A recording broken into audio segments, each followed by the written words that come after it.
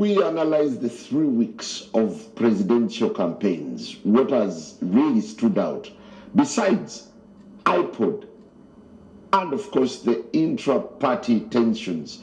Honorable Basalirwa, isn't it such an irony that we are picking so much and engrossed so much into the debate on iPod over manifestos of candidates? And what do you read between the lines on the raging debate?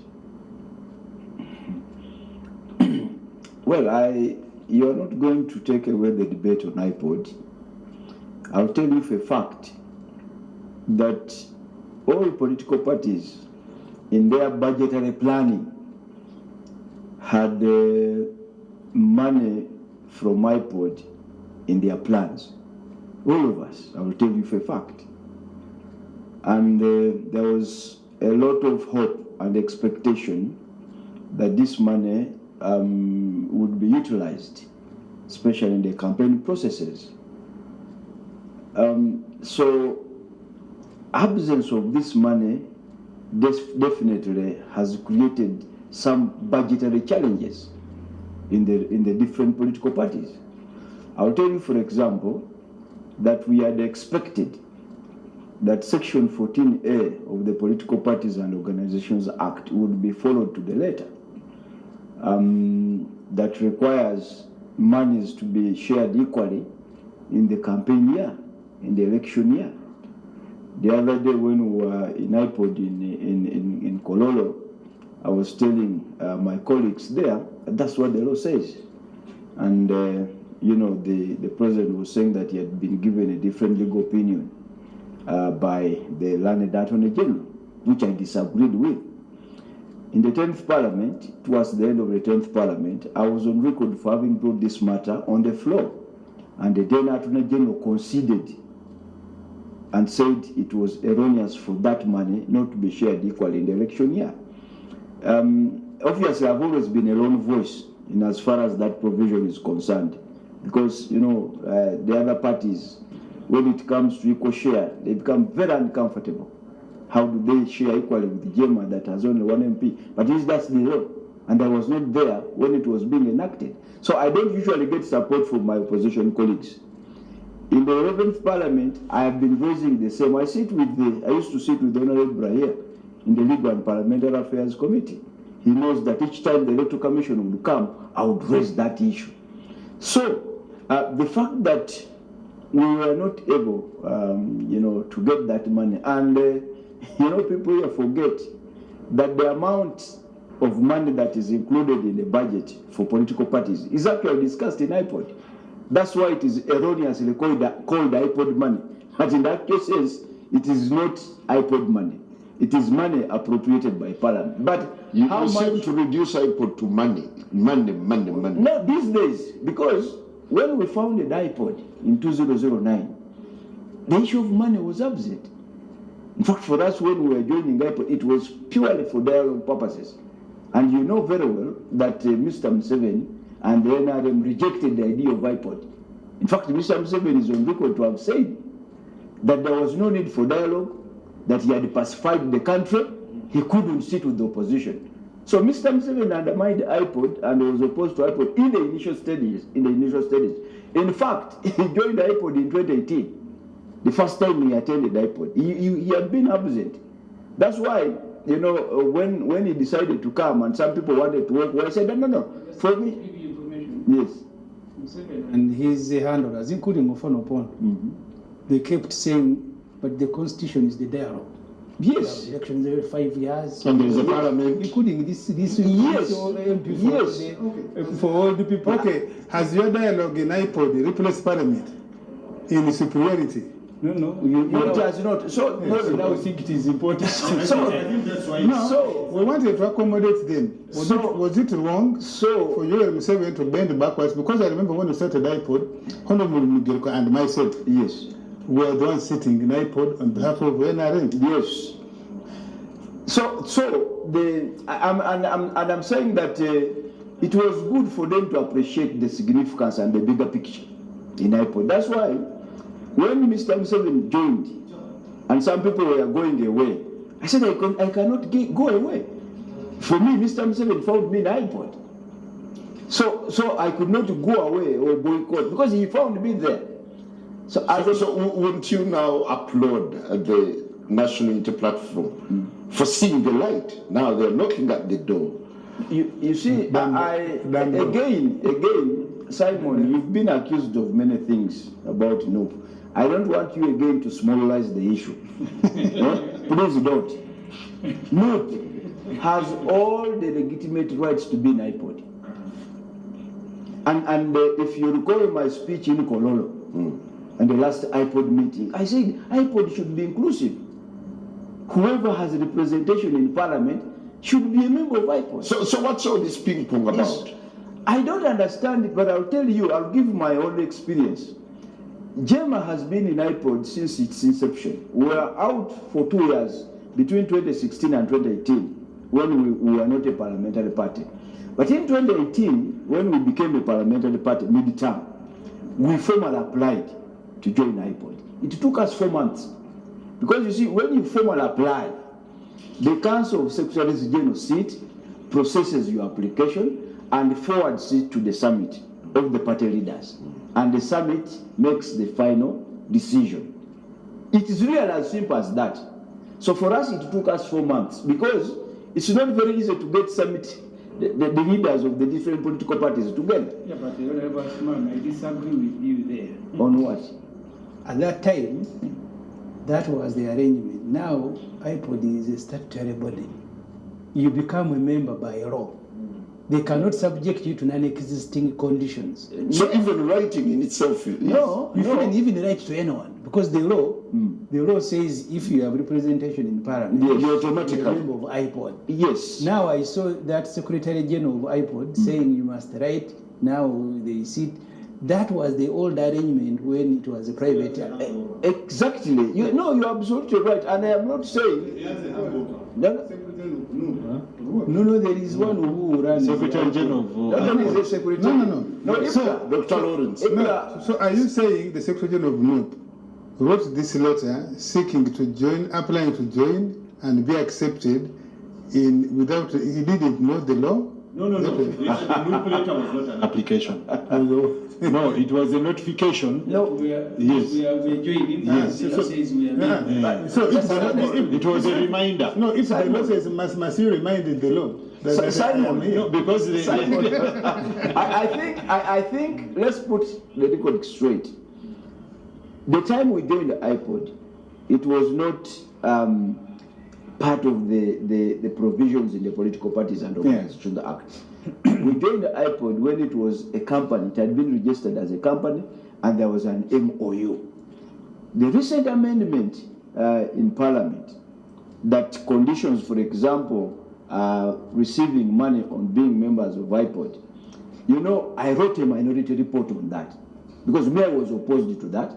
I was even opposed to the sharing, the percentages. Now, we had stayed in Munyonyo because there were 2 bills that day, the UPDF bill and then the political parties amendment. So I authored a minority report on that amendment in political parties. By the time we arrived at Parliament, our leader of opposition had guided that we move out. So I didn't have an opportunity to make a presentation on the floor, but it is on the record. So I really think, as far as I'm concerned, that there should be no obstacle. There must be no procedural obstacles for NUP. NUP should get into iPod, just like another party. By your own explanation here. You said it took you 4 months because the Secretary Generals of parties first sit. Yes. Then they make recommendation to the summit. That was the old arrangement. The old arrangement. Is it the same arrangement now? Are you saying they just walk in? No. With the amendment, it's automatic. With the amendment, once you have representation in Parliament, automatically you are a member. And what you should only do is to write to notify, because which they have done. Because even in its present form, there is freedom of entry and freedom of exit. So you have to express your willingness to enter. Because if you don't, and the law does not even create penalties. But have you read the regulations that come, the guidelines that come from the Minister of Justice? The what? The what? No. In the aftermath of enacting the law. No, there are no guidelines that have been issued. So there are no guidelines that have. So is the debate stemming from ambiguity about the law and how to apply it? I didn't get you. Is the debate now revolving around the ambiguity of the law? No, between me and you, I don't know where the problem is coming from. I don't know. First of all, the law was made specifically to exclude NOP. And NOP made a mistake by criminalizing iPod and its money. When they turn around that now want to be part of it, that's where the debate starts. The debate, they are the ones who had excluded themselves at the time this new arrangement was starting. I was in FDC. We walked out of iPod and we said iPod had become useless. I saw the FDC leaders here. What you call that money? Opondo. Which eventually broke it. So they walked back. I don't know whether they were letters that were written, but this particular law was made to exclude NOP. Even if, in fact, I don't know why they didn't see it. I'm not even, because why did they even have to write? Because even if now they write express interest, that they will tell them no, the council must sit, but Museveni is sick. Wait, when he recovers, we will come. So they will not allow them, because this was a political, as I said, especially this particular election. Make sure NUP has no money. Make sure they don't approach urban centers through the main road. So those two things will play out until this campaign is over. It is not NRM which says NUP should not have money. NUP had 3 legs of looking for money. One is the government money via iPod. Taxpayers' money. Taxpayers' money. Yes. But the government represents from the National Consultative money. They knew all along that they were getting this one, but when a conditionality was brought that if you don't participate, you will not get the money. Now, that's why I think the debate is raging with the sarcasm, because they seem to have written this in the hope that when they write, there's opportunity to be admitted and therefore money. So they are not joining. Is it all about the money? No, so they are not. I think in the cycle of NUP leaders, they're not joined. They didn't write in order to join to go for the dialogue with these guys. I think their priority is so that we access the money, which they don't have. And why don't they have the money? Because the government is not giving that money. Secondly, with the coming of Trump, I think, the money that was being dropped around by the globalists, because remember, Trump's dictum over his foreign aid has affected the whole world, Europe and America and others. And these guys were getting their money mainly from Europe and America. And so the squeeze on those other foreigners who are giving free money, and also their diaspora groups. Yes, meant that the entire lobbyist industry. Yes. But Honorable Basalirwa, don't you feel that the leading opposition is not? Is revealing why they are holding on to money that is not theirs. We are not holding on to money that's not ours. We are holding on to money. We are rationalizing. If you want to access public money, have a fair mind. So you stifle I think the lawyers here say, if you go to the Temple of Justice, go there with a clean pair of hands.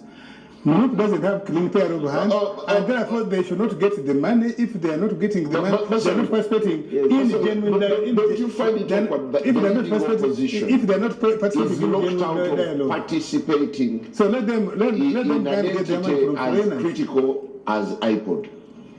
Well, it's unfortunate. It shouldn't be happening. As a founder member of iPod, the spirit, as I said, was inclusion. It was never exclusion.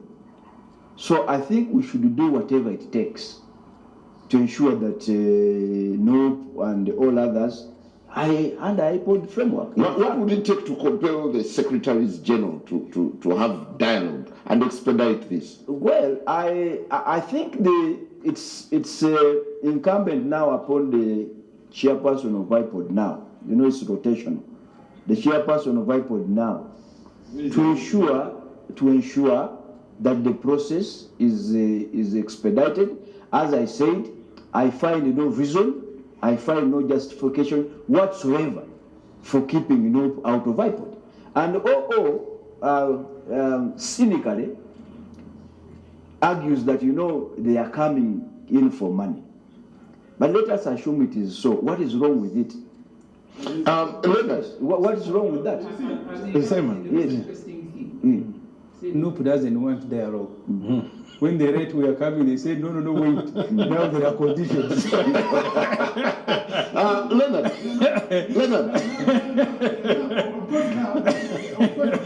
Now, political absurdity and probably even stupidity comes to rendezvous with brinksmanship. Yeah. They should lie in their bed. They made their bed. No, you said they are not interested. Yeah, that's why I'm saying. But the stability is on all sides. Yeah, that's what I'm saying. That's what I'm saying. The strategy. NOP should have better strategy. Exactly. Yeah. Okay. Otherwise, they should lie in their bed. Leonard, why would this become such a big thing in the politics of the day? Yet there are bigger issues that would actually inform or shape the discussion. I think somehow we made all lose the point he was raising. There are three ways in which a political party like NUP can raise resources. One, internally from statutory sources, like IPOD now. Internally from members' contributions. Yeah, like the donation, the fundraising drive they had the other time. The third way is from external sources. Now he has already prosecuted the issue of external funding drying out. So external funding has dried out purely because of a radical change in American foreign policy.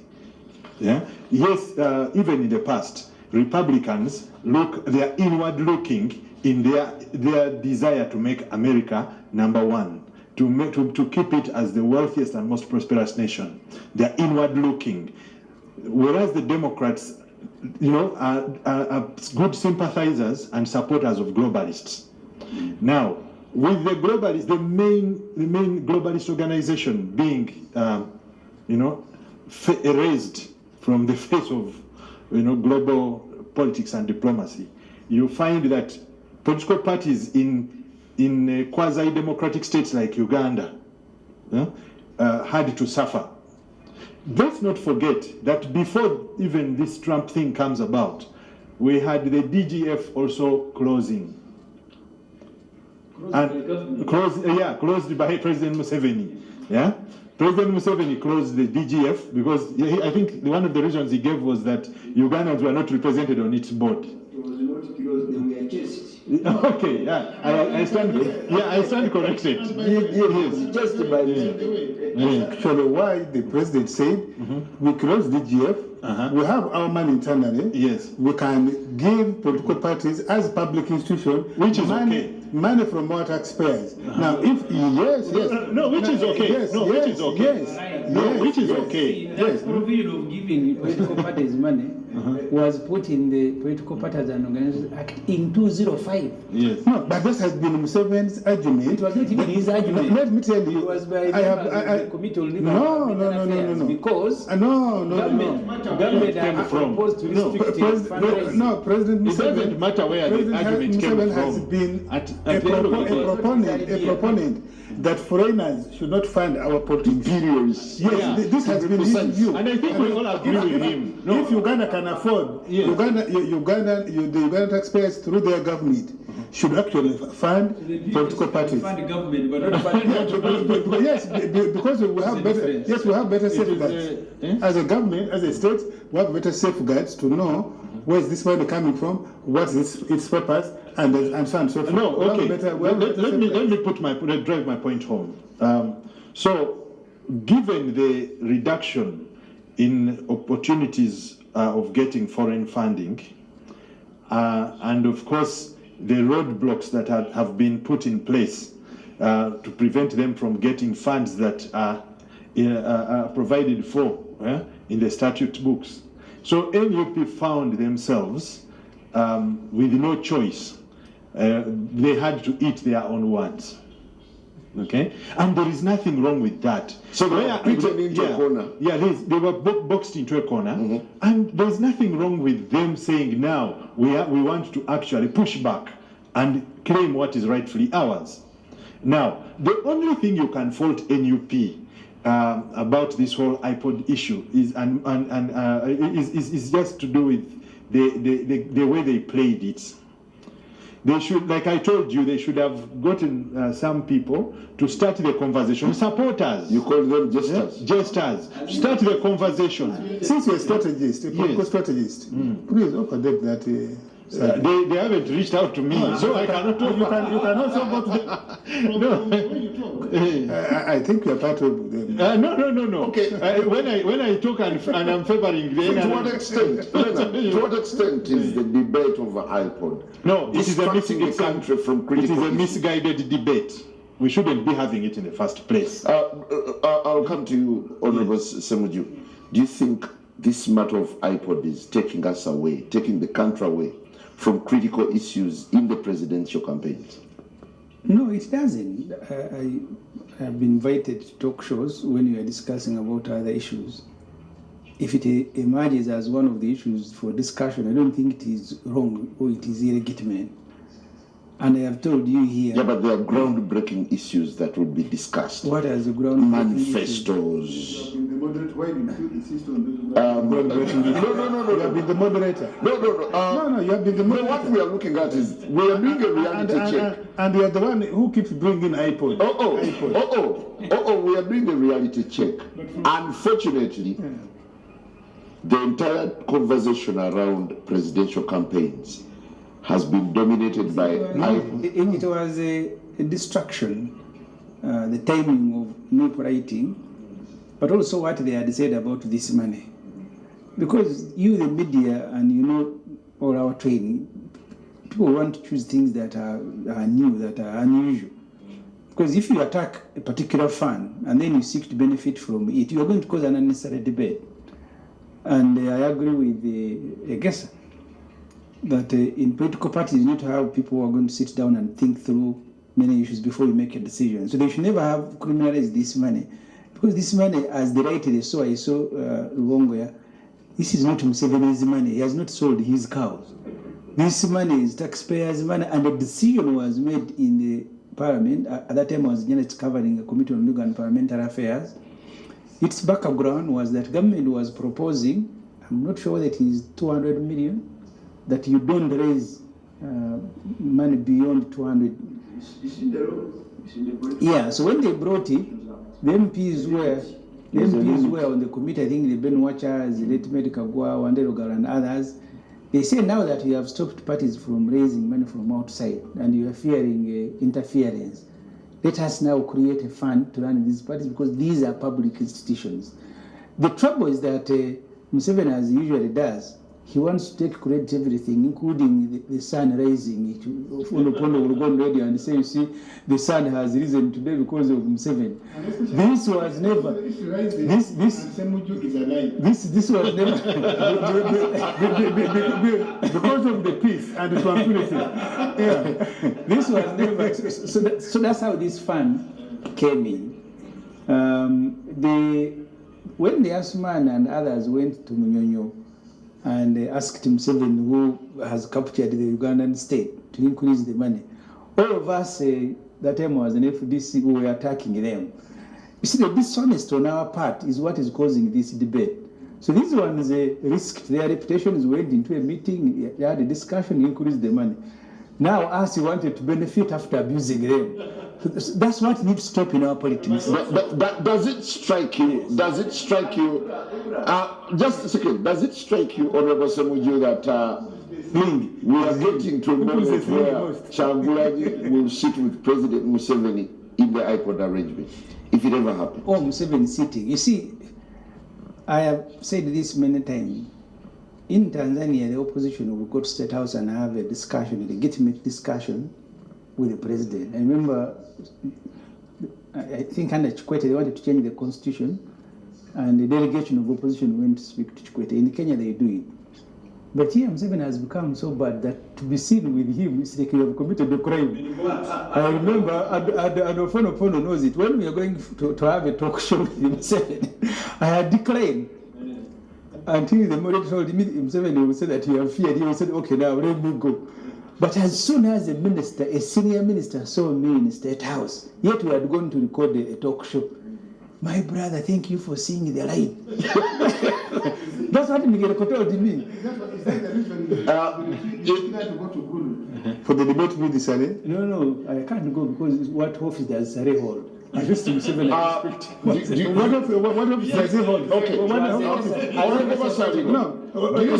Which office does he hold? But you're debating with him. So being misconceived as being a Museveni agent now, since you sit down with him, do you suffer the same burden that you have to explain to the country that you sit with Museveni on the same iPod table and the whole country comes out to say you've been bought? Well, the sitting is in the public. There has never been an iPod meeting in the State House. iPod summit, we are in public places, whether we are in Kololo or we are in Munyonyo or Protea, in full view of the media. But the perception is? Well, you'll deal with the perception later, but these are public meetings. We go discuss. And what pains me most is what Ibra was talking about. For us who participate in these meetings and we are perceived wrongly, we get the least amount. Yes, in fact, when Ibra was in FDC, for us we would go and make a case, okay? Because none of these people will tell you how money came from 10 billion to 45 billion. We're saying, but the 10 billion you are giving to parties is peanuts. And that's how it increased. And that's why they keep calling it iPod money. Because the discussions on the amounts happens in iPod. The discussion happens in iPod, not in the parliament, not even in the committees. Now, in 2000, Mr. Museveni came to Makerere to campaign for the referendum. I was guild president at that time. And he was booed. Now he got annoyed and ordered for the rest of many students, Honorable Dongauto and the others. They were badly beaten and taken to jail. But it was examination time. I remember Marion Mutos. Yes, Mary Mutos. It was examination time. So the Vice Chancellor called me, Professor Sevufu at that time. Said, Guild President, your people are in jail. We have to go and plead with the President. Otherwise they will miss exams. And with the semester system, they will be gone. I recall, I think it was Ruakana Rugunda, I was the minister for the presidency. Either Ruakana Rugunda or Kirunda Chiveji, I don't recall so well. An appointment was made. We went with Professor Sevufu to State House and pleaded with Mr. Museveni to have the students released. At that time, that was the time of radical